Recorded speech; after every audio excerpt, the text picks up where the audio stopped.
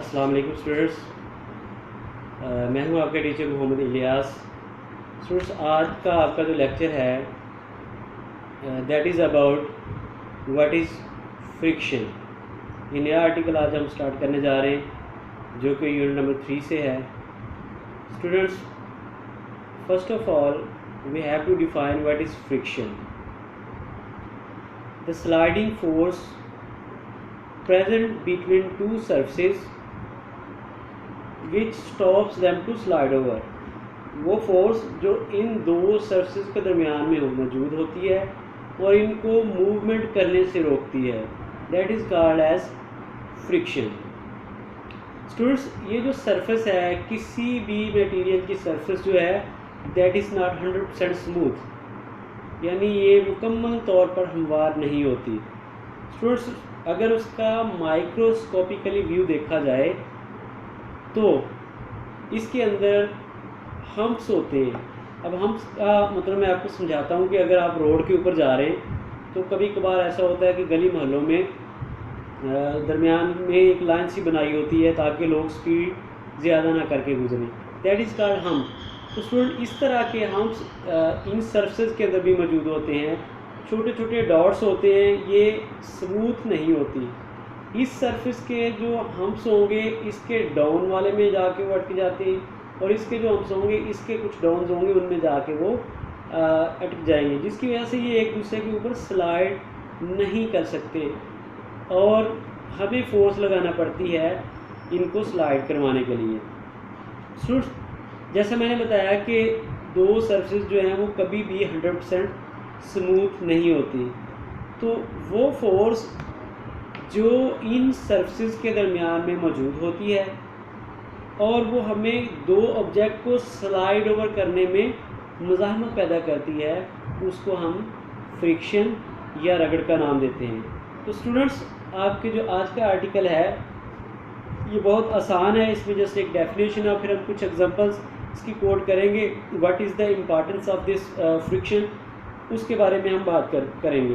तो स्टूडेंट्स, अगर आप अपनी बुक्स ओपन करें तो उसमें आप देख सकते हैं कि फ्रिक्शन की जो हमें इम्पोर्टेंस बताई गई है उसमें फर्स्ट एग्जांपल कोट की गई है we are walking on the road. ये फ्रिक्शन के अलावा नहीं हो सकता।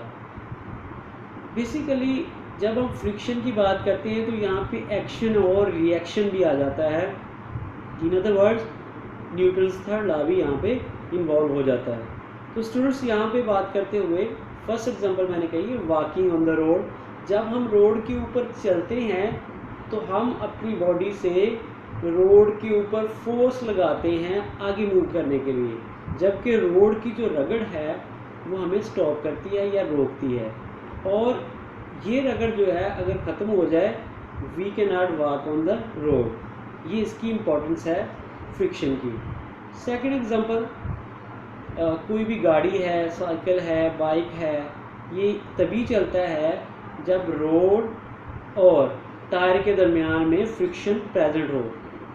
आपने देखा होगा कि बारिश के दिनों में हमें बड़ी एहतियात करना पड़ती है जब भी हम बाइक चलाएं या गाड़ी चला रहे हों, ताकि स्किडिंग ना हो जाए, गाड़ी फिसल ना जाए। उसकी वजह स्टूडेंट्स ये होती है कि बारिश के दिनों में या अगर फ्लोर वेट हो या फ्लोर मार्बल का हो तो हमें एहतियात करना पड़ती है गाड़ी चलाते वक्त या चलते वक्त, क्योंकि फ्रिक्शन कम हो जाती है। तो फ्रिक्शन बहुत ज़रूरी है लाइफ में। फ्रिक्शन के बगैर लाइफ जो है वो जैसा मैं ये कहूँ कि इम्पॉसिबल है कि हम वॉक नहीं कर सकते, हम गाड़ी नहीं ड्राइव कर सकते। स्टूडेंट्स, इसमें मैंने दो एग्जांपल दिए हैं, एक गाड़ी की एग्जांपल दी है और दूसरी एग्जांपल मैंने आपको चलने के बारे में दी है। सिमिलरली अगर हम तीसरी एग्जांपल कोड करें कि अगर हम दीवार में कील लगाएं तो कील जिस वजह से वहाँ पे रहता है दैट इज़ फ्रिक्शन, यानी कील और दीवार का जो मटेरियल है इसके दौरान फ्रिक्शन होती है जिस वजह से कील वहाँ पे अटक जाता है। तो स्टूडेंट्स, ये है आज का आपका टॉपिक कि व्हाट इज़ फ्रिक्शन। कल हम आएंगे तो हम इसके बारे में डिटेल में पढ़ेंगे कि अगर कोई रिलेशन बनता है तो वो क्या बन सकता है, और इसके बारे में हम देखेंगे कि how we can reduce the friction कम कैसे की जा सकती है, इसके बारे में बात करेंगे। तो आज के लिए इतना ही, ये थोड़ा सा वर्बली ऐसा लेक्चर था। बहुत शुक्रिया। Stay at home, stay safe. अल्लाह हाफिज़।